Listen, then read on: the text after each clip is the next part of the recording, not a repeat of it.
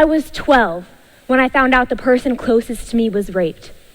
I remember I was so excited upon hearing that they'd be coming back from summer camp early, but then confused when they didn't want to talk to me. They would shut themselves up in their room. I would ask my parents again and again, what had happened? Why are they always crying?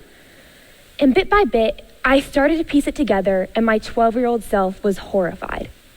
The next few years were just as hard on my family and I, as well as the survivor, who was diagnosed with PTSD and was constantly seeing various therapists and trauma counselors. We rarely talked anymore. It felt like I had lost the person. A few years had passed, and they were on their path to recovery, and I was just trying to put this idea of rape out of my head. That's when my best friend told me she'd been sexually abused as a child. It felt like a slap in the face. I had so many questions. How could this happen? Especially to two people that I care so much about. How could a person do this to another person? I didn't understand. I don't understand. It wasn't until last year that it happened to me as well. I was at a boarding school, and there was this boy there that had a huge crush on me from the start. I politely told him that I didn't return the same feelings multiple times. For the next month, he then continued to write me letters describing what he wanted to do to my body and whisper creepy things into my ear during study hall. It was a small boarding school. I didn't want stories to get twisted or to get blamed for it in some way, so I kept quiet. It wasn't until he physically pulled me into a bathroom stall and forced himself on me that I had to say something. I went to the principal and I tearfully described what happened to me in detail, and I gave him the letters that he had written to me as proof. I thought he would be expelled, and that would be that. He, of course, denied it, and administration made me retell my story again and again, forcing me to relive it again and again. While the adults were making their decision, I had to endure my friends coming up to me and asking me what had happened and listen to whose side they were on. The adults finally made their decision, asking him to leave the school. But there'd be nothing on his transcript saying what he had done or why he'd been asked to leave. He could continue living his life perfectly content, while I was left with nightmares. After he left, I thought that I could heal from this traumatic experience in a supportive place.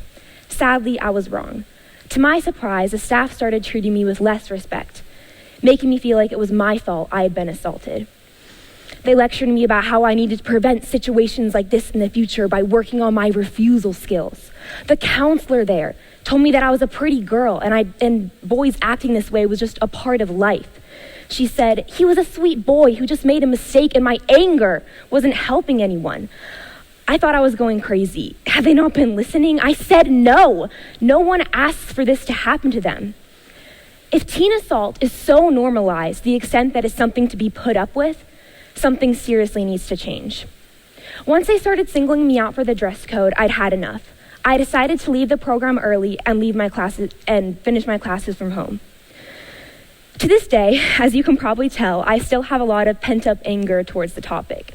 At school, when boys make rape jokes, it takes all my self-control to not just start yelling or punching. Recently, though, I've learned to channel my anger into more productive things.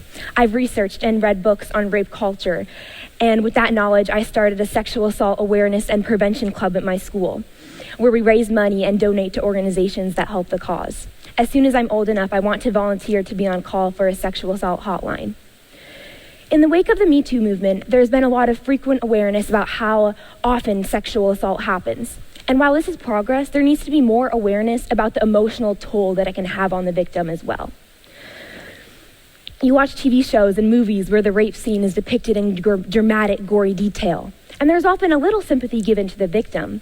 But by the next episode, the whole ordeal isn't spoken about and the girl continues living her life perfectly content. This, however, is far from reality. 1/3 of rape victims develop PTSD in their lifetime.